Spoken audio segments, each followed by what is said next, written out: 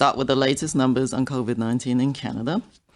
There are now 87,902 cases, including 6,799 deaths, and 46,478, or 53%, have now recovered.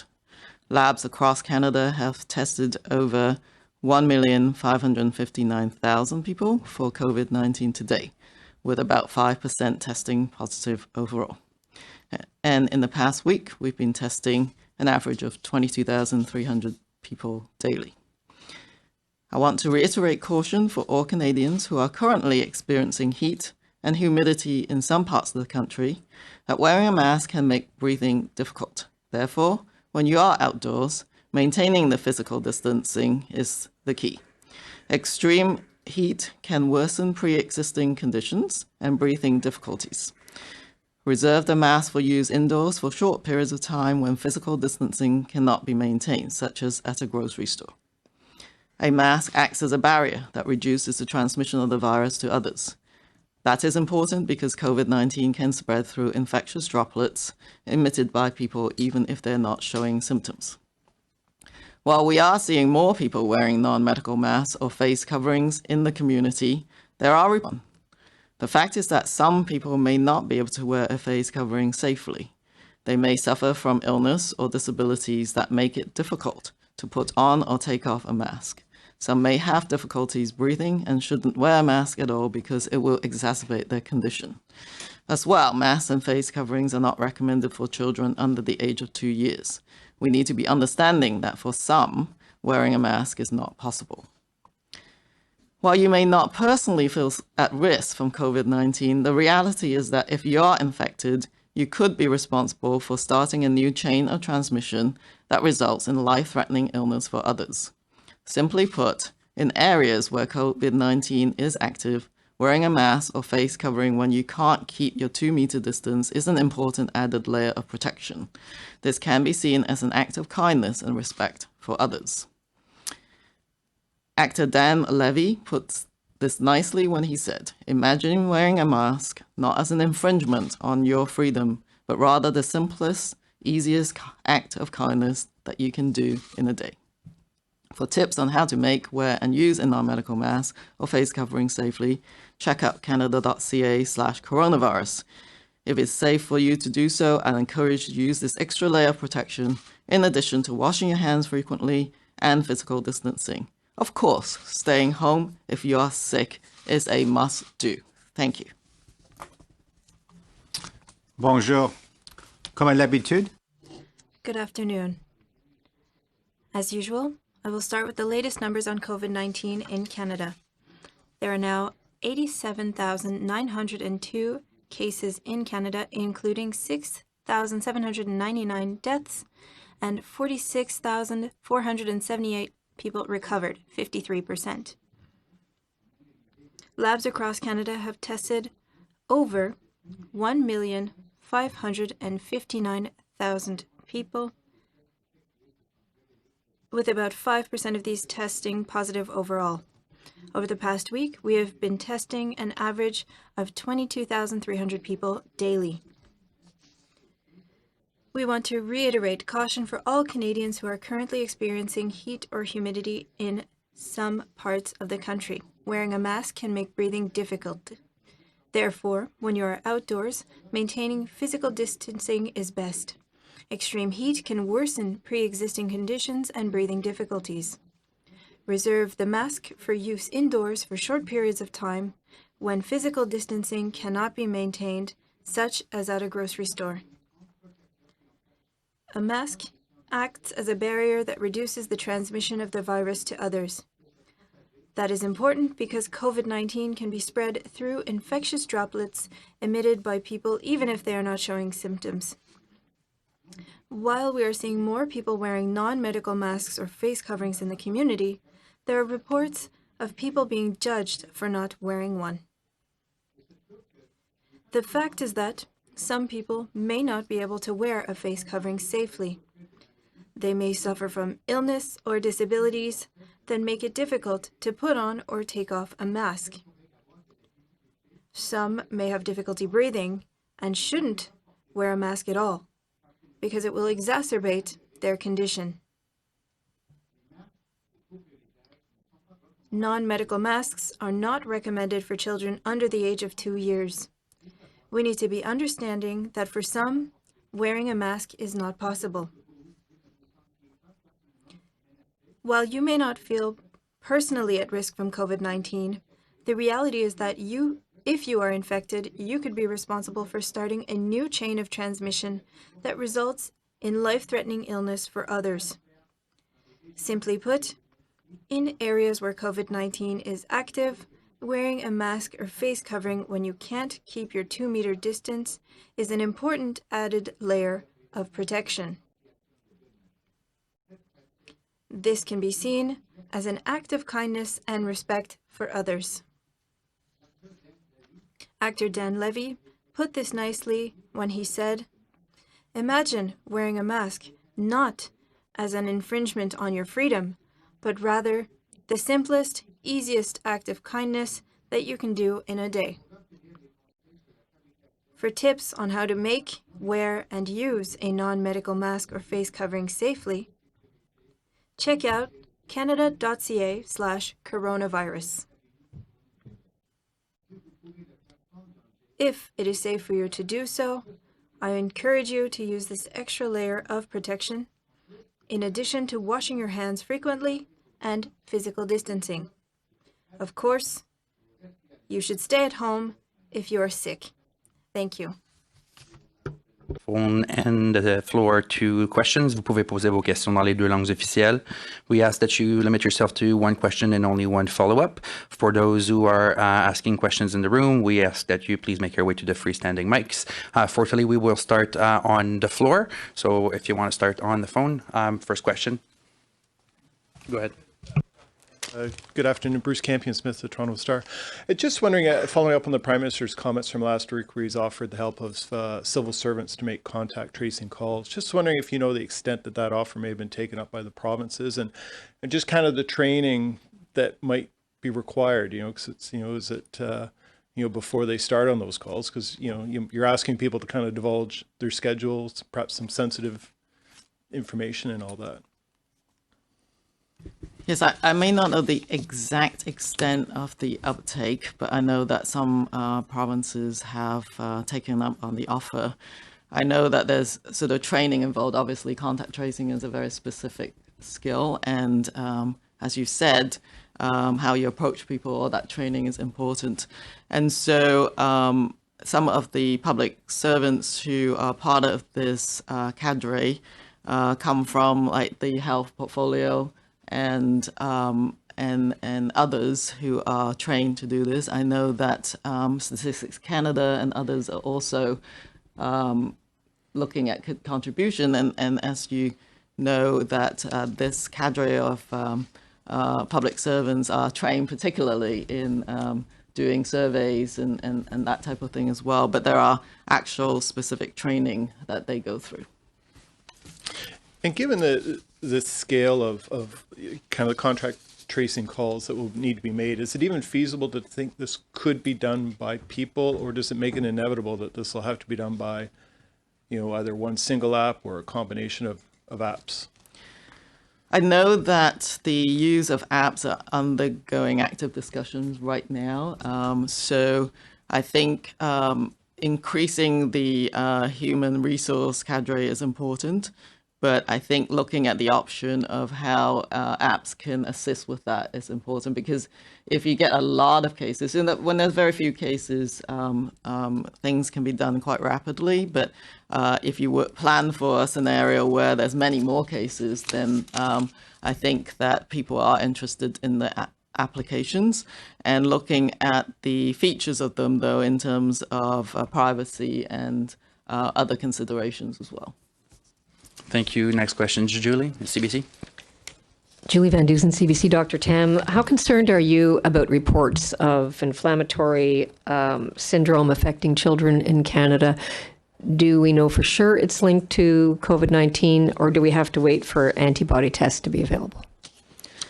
So I think the number of cases and the severity of illness is much less in younger age groups. Nonetheless, though, the pediatric hospitals and pediatricians have been alerted. And some of them are sort of looking out now for this multisystem inflammatory syndrome or Kawasaki-like illness, which is a phenomenon that is seen post-infection. So it's more like an immunological phenomenon, which is associated with other viruses and other infections. It's generally rare, but I think with the increase in awareness, people are looking for specific cases. And there are a number of kids that have been found with this spectrum, and I even think the spectrum of illness is still being collected as well. So they are analyzing that information. And so far, there's no specific link to COVID-19. I know that in some hospitals, for example, in Toronto, they haven't actually found any PCR positive cases.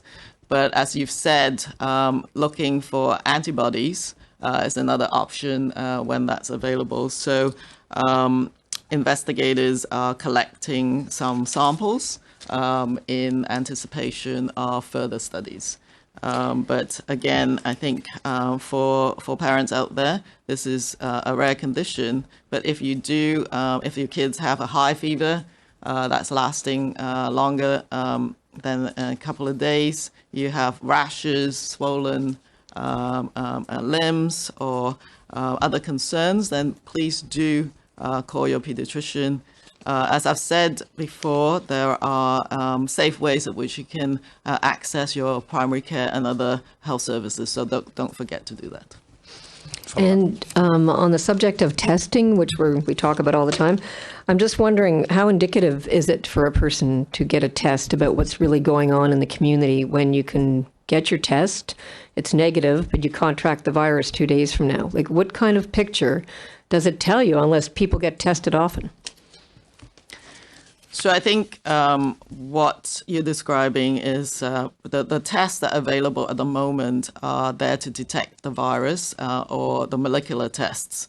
And so they are there to detect, as you said, today you may be negative, but you still have to keep watching out. If you think you're at risk, you have to keep watching out for symptoms. That's the only other way. Even mild symptoms, people should be encouraged, particularly in the areas where there are hotspots in Canada.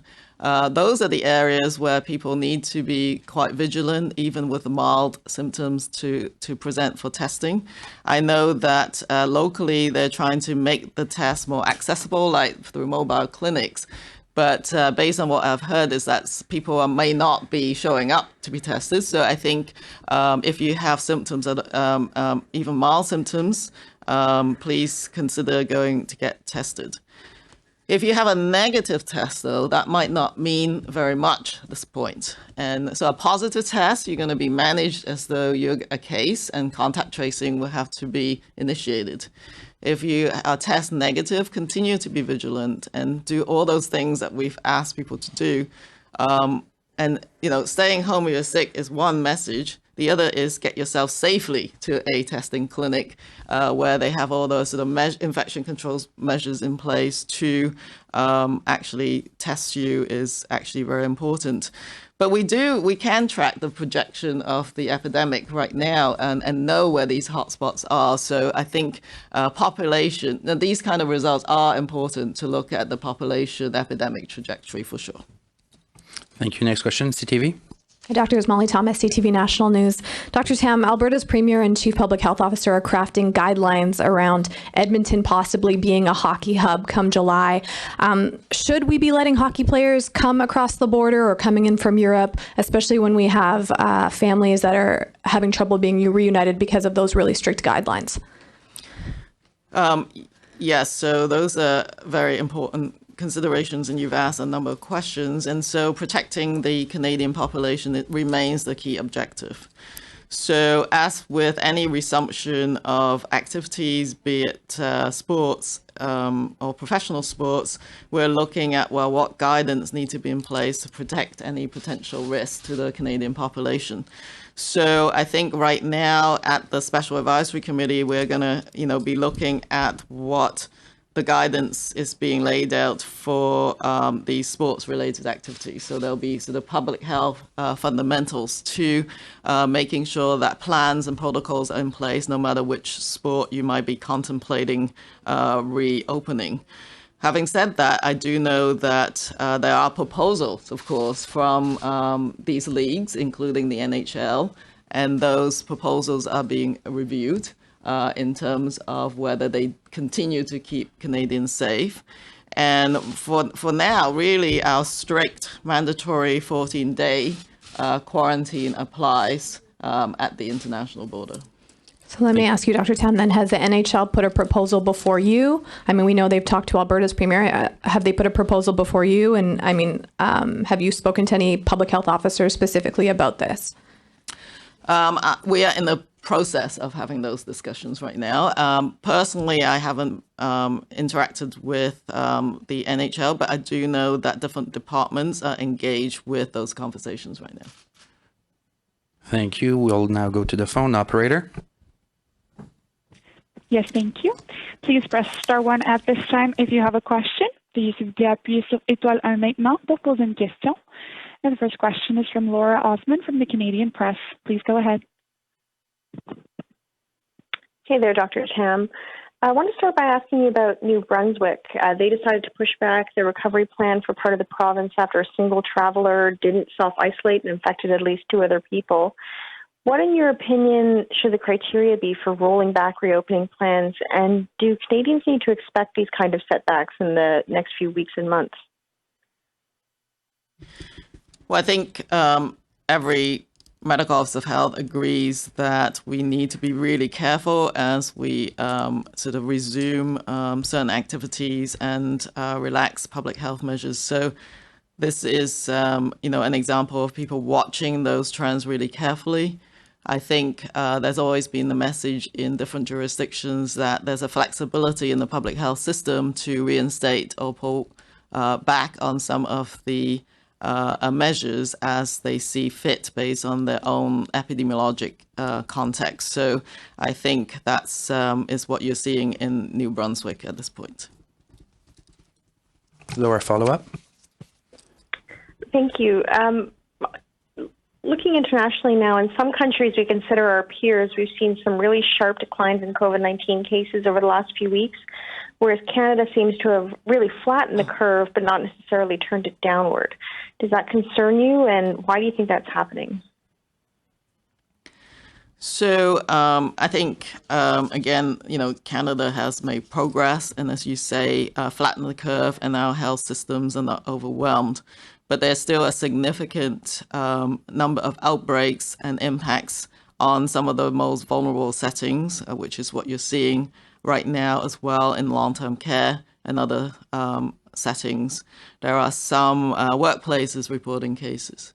There are still some community acquired cases in certain areas, but they're not all over Canada. So many different areas of Canada, things are well controlled, and they've managed to really flatten the curve and maintaining that.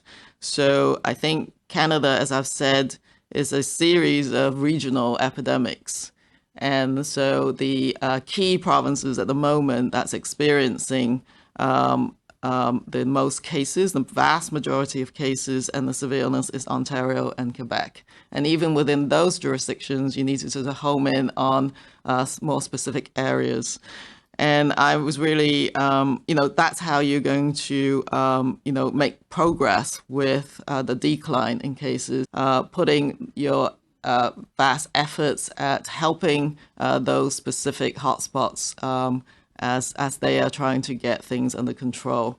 I was actually really happy to see some of the sort of granular data coming out of Toronto, for example, yesterday, showing which sort of areas have higher cases than others.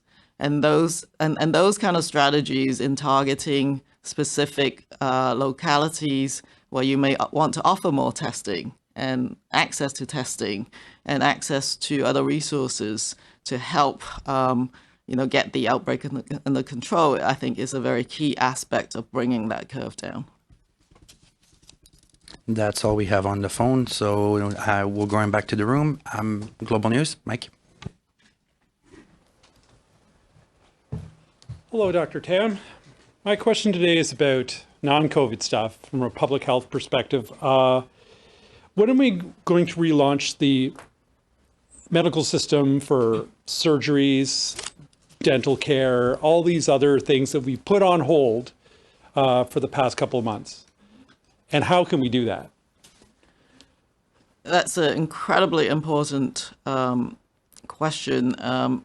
In many ways, some of those services hadn't been completely shut down, but what we're hearing is that some members of the public might be staying at home instead of actually accessing available services virtually or in person, and it's actually safe to do so. There are actual primary care and services still available, and that they must not neglect their medical conditions because that could lead to negative outcomes. What you're also seeing is that in some of the very initial phases of resuming normality in the health system in multiple jurisdictions, is that that's one of the first things they're looking at now is the resumption of elective surgeries and some of the other aspects of regular prevention measures is really important. That is part of the jurisdiction's first areas of going back to resuming essential services, really. So I think it is a very important message to Canadians is that please do get your regular appointments. But I think each province, where this, of course, is a provincial jurisdiction, gauging their health system capacity and seeing how they are actually implementing this on the ground. Okay. Follow up? Yes. So for whatever reason that these problems haven't been addressed, we now have a pretty big backlog of people on top of what we would normally have during the regular medical system day. So how do we deal with this backlog that's been created over the past 3 months? I'm sure that's a very complex and serious issue or challenge that all provincial, health systems are grappling with right now. But I would point it back to the province because I actually don't know the details on the ground. Thank you. Thank you. Thank you. I think we have time for one more round in the room if you have any other questions. CBC? Dr. Tam, I've heard that they're telling, in schools where it's really hot, don't bring your little battery-operated fan in because it could spread the virus. And there's been talk about air conditioning. And of course, a lot of the seniors' homes in Quebec don't have air conditioning. Does anyone know for sure, is it a problem? Can it spread through air conditioning, or is that an open question? So we're always studying this virus because it's so new, but I think the concern is not necessarily spreading through the air conditioning, but is the sort of airflow, is sort of the air coming out of the air conditioning system and what that may or may not do. So I think, part of the installation of, whether it's individual, I think that what I heard in the Montreal area is that actually providing these individual air conditioning or fans in people's rooms. So I think being able to separate people and still provide them with cooling options is really key because they cannot sort of maintain physical distancing and be in a sort of room necessarily in some of the traditional areas where people are offered cooling options. But I do know that there's also some of these emergency cooling centers where they are instituting infection prevention and control measures at the same time as offering places where people can cool down as well. So I think that local public health is looking at all of these considerations as they're offering these settings where people can go and cool down. But I think in the long-term care facility, absolutely, is really important because not just the COVID-19 susceptibility. We know from previous heat waves that seniors at the highest risk. So hydration is really important, as well as the temperature options. Next question, Toronto Star. Dr. Tam, just are you satisfied with the current level of contact tracing, and is it happening at a level that will support the lifting of social restrictions? And how important is that to the process? So based on our very regular updates from the provinces and territories, they do have contact tracing abilities, and they are able to rapidly do the contact tracing. But of course, numbers are lower at the moment than they were before. And so what they're doing is just planning for surge in case there is a resurgence of cases, and everyone's planning for a potential sort of seasonal fall wave. And so it's more of that forward planning, making sure people have trained contact tracers, including medical students or other sort of surge capacity. But they're going to have to look beyond that in case, these people go back to their regular jobs. And then we're sort of looking at, well, how can the federal government then provide a surge even behind? So I know that provinces are actively considering those offers, maybe not for what they need now, but for a potential surge if they need it. Next question, CTV. Dr. Tam, Ontario released more info yesterday showing us the cases and where they are around the province. But I wonder, about heat maps. We look at Montreal that has a heat map kind of showing you where the worst neighborhoods are, the same in Ottawa, ward by ward. Is it a problem that Canada's largest city doesn't have a heat map? I am not sort of the expert in that area, but I think, obviously tools that are able to provide more localized information is, going to be very helpful. I think whether it's floods or heat maps, I think it's going to be very helpful to individual cities to have that. What I do know, as I've just said, is that Toronto releasing the information on where they have the highest rates of COVID-19 is very important. That's a sort of heat map of COVID-19. And then potentially you can sort of overlay that with information about heat as well. I don't know the level of granularity that you need for heat. I mean, obviously, it's likely to affect the whole city of Toronto if there is heat. But I think most importantly is to be able to have the localized message on where people can get support to cool down if they need it. I guess my question is more about the neighborhoods. Like, should Toronto be showing us if the West End has more cases than the North End? The heat maps are kind of what these experts have been calling them. I should have clarified that. But in terms of neighborhood breakdown, not the temperature, sorry, that's my fault. But Dr. Tam, should the neighborhood breakdown be there in Canada's largest city? Well, I think as far as I can tell, the what Toronto put out is going to be very helpful for them to target where they're going to be looking for cases for sure. I think, of course, local medical officer health do have an understanding of their community. So I think that is the best place for them to answer the question as to what is the most helpful. But I think that it would not be surprising to find that, as we all know, the populations most at risk are those that are most vulnerable. People who are maybe living in poverty, with more crowded conditions, with less access maybe to some services.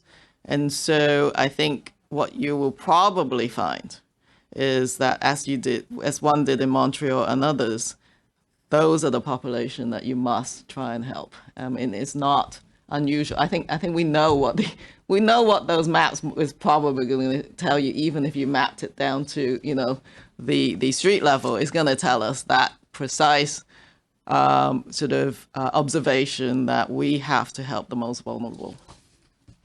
My last question, I'm just going to circle back to the sports question because I love sports. Dr. Tam, do you think, I look at Edmonton, and obviously in terms of cases, when you compare it to Toronto or Vancouver, is much lower, but do you think it would be safe anywhere in Canada to have a major sporting event? I think, again, protecting the Canadian population is the paramount importance. So that's some of the discussion currently ongoing with the medical officers of health on the ground where these events might take place. So I think, as I said, this is currently active discussion, and we do need to see the proposals laid out from a sort of how is the population going to be protected? So that's I think the common goal. Thank you, doctors. C'est ce qui met fin à la conférence de presse pour aujourd'hui. Merci. That concludes today's press conference. Thank you.